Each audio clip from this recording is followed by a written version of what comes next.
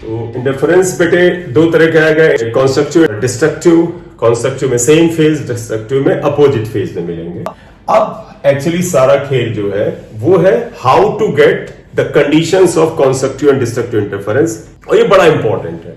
Conditions of constructive and destructive interference when two waves of same frequencies omega या n लिख लो and different amplitudes A1 and A2 superimpose, then first wave को ये ले रहा है A1 sine omega T, दूसरी wave ले रहे हैं A2 sine omega T. Frequency दोनों की सेम ही होनी थी तो ओमेगा टी, लेकिन इसमें फेज में अंतर ले लेते हैं +5।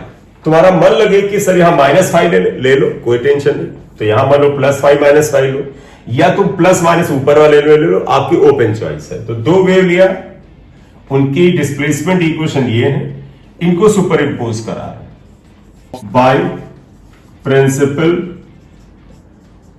Of superposition.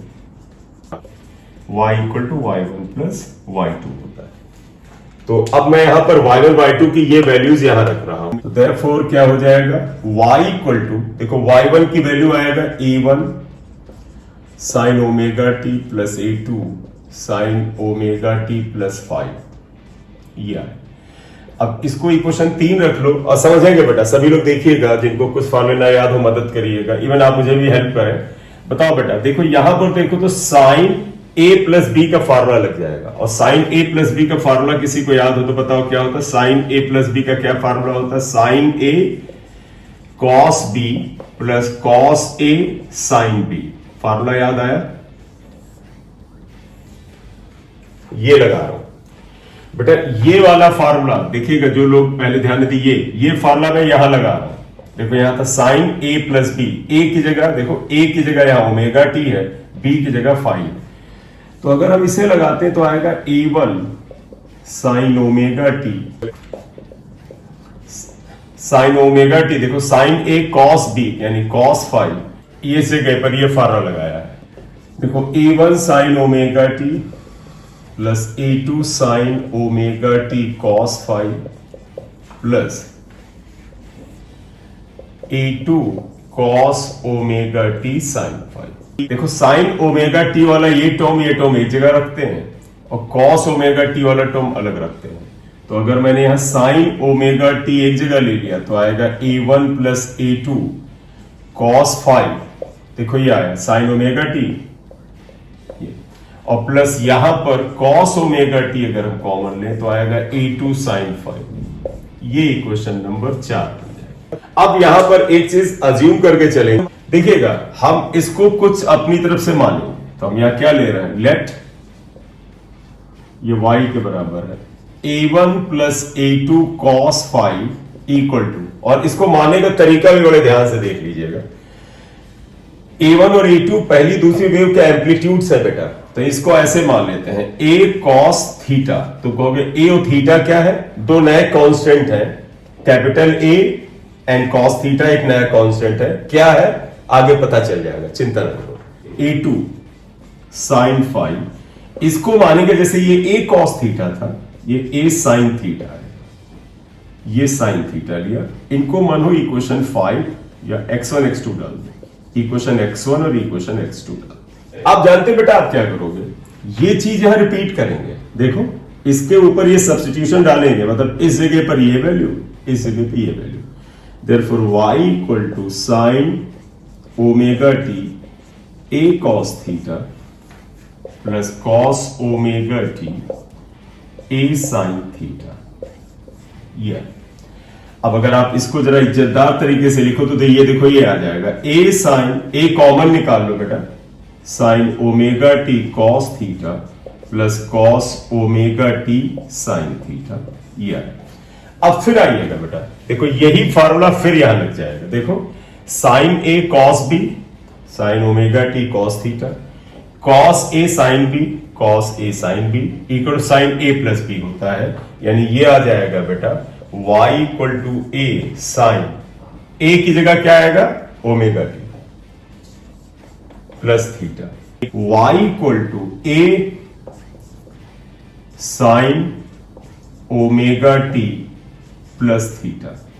ये बात है, तो मन में एक बात आया कि सर फिर भी इससे क्या आपको रिजल्ट निकला, आप बताएं। जो प्रश्न तेरे मन में बेटा इसी क्वेश्चन में आया था, सर ए क्या है थीटा क्या है, उसका जवाब यहां मिल रहा है। देखो तुम्हारी गिवन इक्वेशन ये थी बेटा, हमने वो प्रीवियस मिटा रखा है, यहां लिखा। देखो ये गिवन इक्वेशन थी y1 equal to a1 sine omega T, दूसरी थी a2 sine omega T plus 5।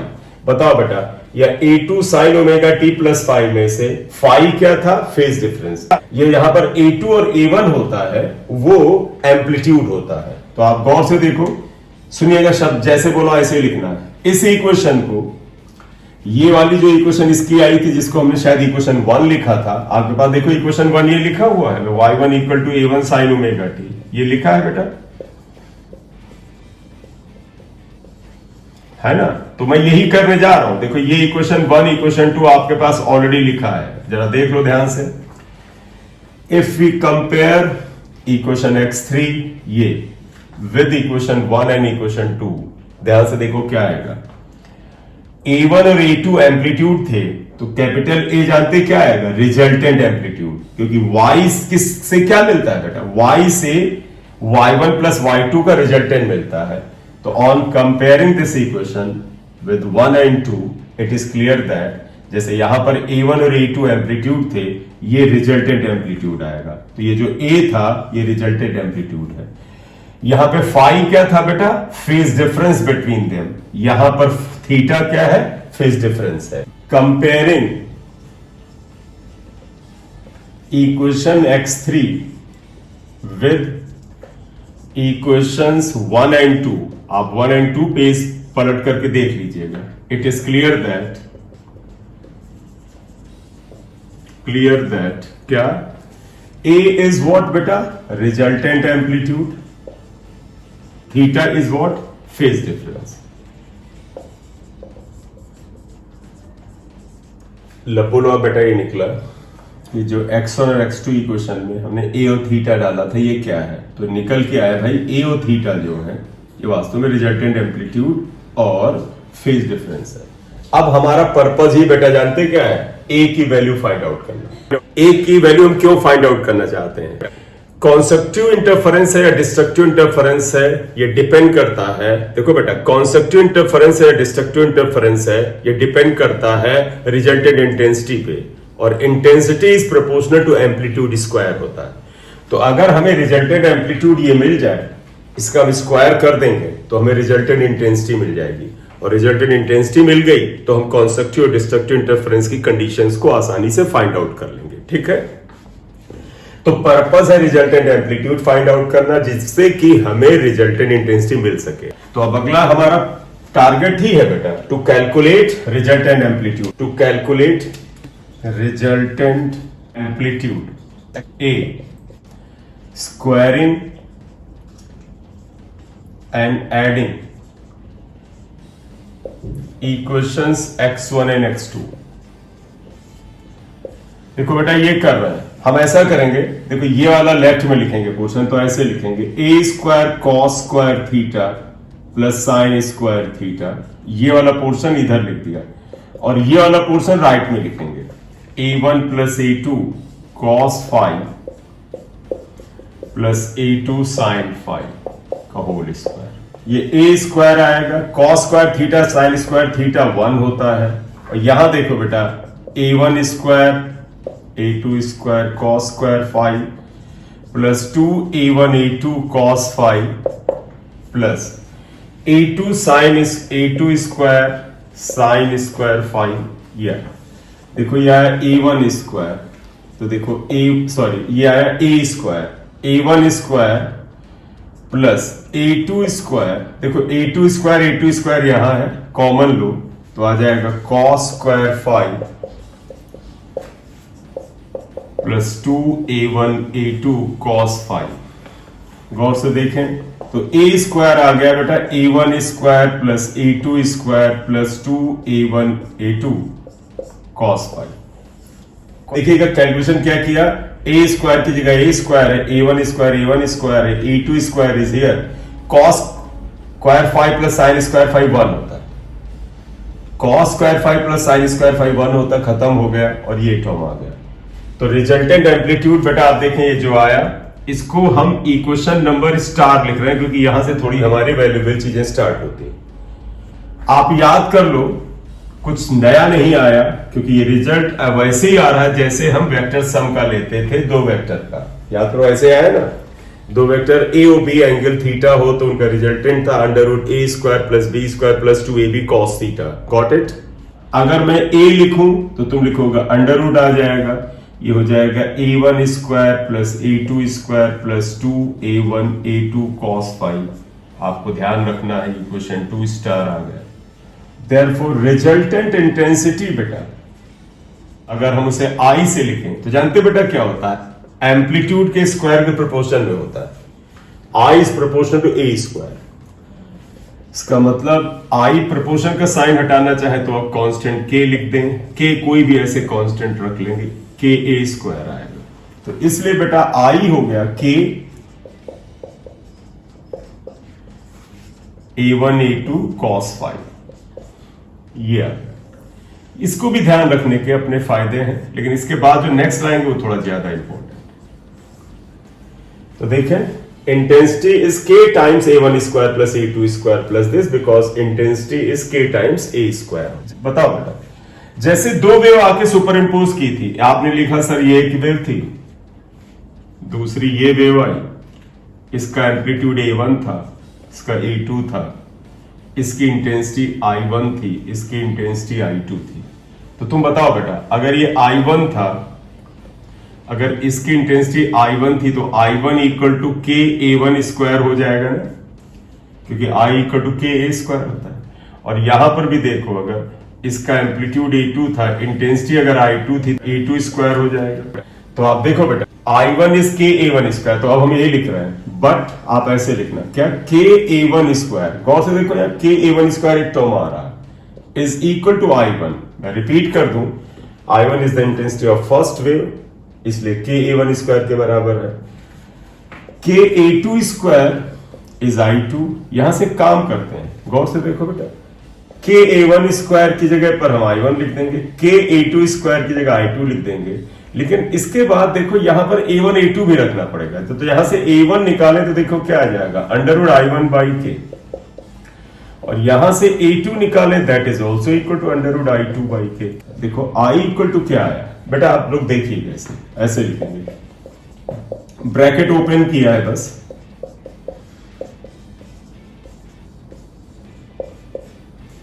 तो देखो I इक्वल टू क्या आया, I बेटा सब्स्टिट्यूट करें, देखो I इक्वल टू क्या है, k a1 square is I1, k a2 square is I2, 2 k की जगह k रहने दो, a1 की जगह देखो under root I1 by k, a2 is under root I2 by k cos 5। देखो k स्क्वायर रूट से बाहर है, स्क्वायर रूट के अंदर है, कैंसिल होगा। तो ये फार्मूला सबसे ज्यादा इस्तेमाल होता है। Resultant intensity I is equal to I1 plus I2 plus 2 under root I1 I2 cos 5। तो अब अगर ये आ गया तो हम conditions of constructive destructive interference अब प्राप्त कर सकते हैं। पहला आइएगा, फॉर कॉन्स्ट्रक्टिव इंटरफेरेंस, बताइएगा बेटा, कॉन्स्ट्रक्टिव इंटरफेरेंस के लिए इंटेंसिटी मैक्स होती है, और अगर इंटेंसिटी मैक्स है तो एम्पलीट्यूड भी मैक्स होगा। तो पहले तो ये लिखोगे, ऐसे पॉइंट वाइज लिखना बेटा, resultant intensity is max and amplitude दोनों इज मैक्स। देखो I मैक्स कब होगा, जब cos phi मैक्स हो, और cos phi की मैक्सिमम वैल्यू क्या होती है, 1। देखो for that cos phi should be max, cos phi maximum होना चाहिए, मैक्स मतलब मैक्सिमम, और cos phi की मैक्सिमम वैल्यू क्या होती है, cos phi मैक्स 1 होता है। बेटा कॉस और साइन की सबसे बड़ी वैल्यू 1 हो सकती है। और जरा इसका डेटा लिखे, बताओ बेटा कॉस के किस एंगल की वैल्यू 1 आती है? तो पता कॉस 0 आती है 1। तो देखो बेटा, तो इसका मतलब जानते क्या होगा, अगर cos फाई की वैल्यू 1 है, इसका मतलब फाई की वैल्यू क्या हो गई? 0। बोले इतनी बात क्लियर? एक चीज समझिएगा बेटा, साइन और कॉस के ग्राफ्स हैं, चाहे मैथमेटिकल टूल में एक बार जाकर के एक लेक्चर साइन कॉस ग्राफ जो था उसको ड्रॉ करने बस सीख लें। देखो तुम्हें याद होगा, मैं चीज रिपीट करा रहा हूं। देखो कॉस का ग्राफ ऐसे होता था, हाईएस्ट पॉइंट से जाता था, फिर सेम ऐसे चलता था। तो गौर से देखना, यहां पर अगर ये 1 वैल्यू है, देखो इस जगह पर इस एंगल को बेटा फाई लिया जाता है एंगल, और जहां पर फाई की वैल्यू 0 है वहां कॉस की वैल्यू देखो ये क्या आ जाती? 1 आती। फिर देखो बेटा सेम वैल्यू 1 यहां पे फिर रिपीट होती है। देखो ये वैल्यू 1 यहां पे फिर रिपीट होती है। तुम इसे मत कहना बेटा ये -1 होती है, ये -1 होती है। तो बताओ बेटा ये कितना एंगल गए? यहां से यहां तक 180 जाते हैं, यहां तक जाते हैं फिर 180, 2 पाई एंगल जाते हैं। तो कहने का मेरा ये मतलब है सेम वैल्यू बेटा जो होती है हर 360 डिग्री या 2 पाई के बाद रिपीट होती है। तो अगर 0 डिग्री पर कॉस की वैल्यू 1 है तो फिर 2 पाई पे फिर देखो फिर 1 गए, यानी 0 में 2 पाई जो, फिर देखो 2 पाई में फिर 2 पाई, आगे अगर ग्राफ बनाता तो आगे 2 पाई पे फिर जाता, तो 4 पाई पे मैक्स होता, फिर 6 पाई पे मैक्स होता, एंड सो ऑन। तो इन फेज डिफरेंस पर ध्यान रखिएगा, पहली वेव और दूसरी वेव के बीच में जो फेज डिफरेंस फाई था वो अगर 0, 2 पाई, 4 पाई, 6 पाई, 8 पाई एंड सो ऑन हो, तो इसका मतलब है इन पॉइंट्स पर इंटरफेरेंस कैसा होता है? कॉन्सेक्टिव होता है। इन जनरल अगर जनरलाइज करके लिखें तो हम ऐसे लिख सकते हैं phi should be equal to 2m pi, जहां पर m की वैल्यू क्या होगी? देखिएगा बेटा m की वैल्यू क्या होगी? 0, 1, 2, 3 डैश डैश डैश। आप इसे वैल्यू रख के देख लो। देखो बेटा m की जगह पे 0 रखो तो ये वैल्यू आ जाएगी, 1 अगर यहां रखो तो 2 पाई आ जाएगी, 2 रखो यहां पर तो 4 पाई। तो अब तुम याद कर सकते हो क्या बेटा, कॉन्सेक्टिव इंटरफेरेंस के लिए फेज डिफरेंस की ये वैल्यू होना चाहिए। अगर फेज डिफरेंस आ जाए तो हम पाथ डिफरेंस भी निकाल सकते हैं। पाथ डिफरेंस हम बेटा चाहे तो x से लिख लें या डेल्टा x से लिख लें। तो तुम्हें याद होना चाहिए delta phi equal to 2 pi upon lambda into delta x होता है। ये फार्मूला हम लोगों ने 11th में पढ़ा था। जो फाई है वही ये है और जो पार्ट डिफरेंस है ये है। तो देखो delta phi 2 pi upon lambda into delta x होता है, हमें डेल्टा एक्स चाहिए। तो डेल्टा फाई की जगह देखो ये फाई वैल्यू यहां रख लें तो 2m pi 2 pi upon lambda into delta x, 2 pi cancel हुआ तो delta x is equal to कितना आया? m लैम्डा के बराबर आ गया। तो भाई साहब तुम ये याद रख लो, क्या कॉन्सेक्टिव इंटरफेरेंस के लिए जो फेज डिफरेंस था 2m पाई था और पाथ डिफरेंस देयरफॉर क्या आया बेटा? Path difference equal to m lambda, जहां पर m की वैल्यू बेटा यही रिपीट होगी, ये वाली m लैम्डा, या path difference is m lambda. और जहां पर m की वैल्यू कितनी है? 1, 2 गलत लिख गए, 0, 1, 2, 0, 1 डैश डैश डैश। या पाथ डिफरेंस x या delta x is equal to m lambda, जहां पर m की वैल्यू 0, 1, 2, 3 डैश डैश डैश आता है। ये ध्यान रखना है, यहां लैम्डा कर लेना, मैंने पाई लिख दिया गलती से, ये m लैम्डा। बेटा इनकी वैल्यूज यहां डालें तो देखो क्या आएगा? पार्ट डिफरेंस की वैल्यू आई, यहां डालें तो 0 लैम्डा, 2 लैम्डा, 3 लैम्डा। और ये याद रखने में भी बड़ा फायदा। कॉन्सेक्टिव इंटरफेरेंस के लिए cos फाई 1 होता है। तो अगर ये वैल्यू उठा करके मैं इक्वेशन स्टार वगैरह में डालूं, देयरफॉर इक्वेशन स्टार बिकम्स, आप एक स्टार इक्वेशन देखिएगा उसमें हमने नहीं 2 स्टार में लिखना ज्यादा अच्छा रहेगा, 2 स्टार बिकम्स, और उसमें हमने ये निकाला था a इक्वल to under root a1 square plus a2 square plus 2a1 a2 cos phi. तो बताओ देयरफॉर a मैक्स अगर लिखना है, मतलब एम्पलीट्यूड को मैक्सिमम करना है, तो बताया बेटा cos फाई को क्या लिखना पड़ेगा? 1 plus 2a1 a2 cos phi को 1 लिख दो। तो बेटा ये वैल्यू इतनी निकल के आएगी, जरा देखिएगा ये निकल के आएगा अंडर रूट, देखो बेटा a1 square plus a2 square plus 2a1 a2 को लिख सकते हो a1 प्लस a2 का होल स्क्वायर। तो इसका मतलब a मैक्स इतना आ गया बेटा, a max equal to a1 plus a2। तो अगर कॉन्सेक्टिव इंटरफेरेंस है तो resultant amplitude a1 plus a2 के सम के a1 एंड a2 के सम के बराबर होता है। क्वेश्चन B3, I मैक्स क्या हो जाएगा? तो तुम्हें पता है a और I में क्या रिश्ता है, k into a max square. मैं रिपीट कर रहा हूं a मैक्स स्क्वायर, क्योंकि बेटा intensity is proportional to amplitude square होता है। देयरफॉर I मैक्स क्या हो गया, देखो बेटा I मैक्स हो गया k टाइम्स, और a मैक्स को a1 प्लस a2 लिख दो, तो सीधे लिख दो a1 प्लस a2 का होल स्क्वायर। ये जानकारी भी आई B4। इक्वेशन 4 स्टार लिखना। इक्वेशन 4 स्टार ये था I equal to I1 plus I2 under root I1 I2 cos phi. I max क्या होगा, therefore I max equal to I1 plus I2 plus 2 under root I1 I2 cos phi को 1 लिख दोगे। बेटा cos phi को 1 लिखो तो I max आएगा। ये बेटा हो जाएगा under root I1 plus under root I2 का होल स्क्वायर। तो बेटा ये काफी ज्यादा इस्तेमाल के लिए वैल्यूएबल होता है, क्योंकि I max is under root I1 यानी इंटेंसिटी ऑफ फर्स्ट वेव का square root plus under root I2 का होल स्क्वायर होता है। ये I मैक्स की कंडीशन है, इसको इक्वेशन B5 लिख सकते हैं। डिस्ट्रक्टिव इंटरफेरेंस की कंडीशन मैं अगले लेक्चर में करूंगा, लेकिन इन्हें मैं एक जगह मैं जरा सा कलेक्ट कर रहा हूं, जो कॉन्सेप्टिव इंटरफेरेंस के मेन पॉइंट है कलेक्ट कर रहा हूं।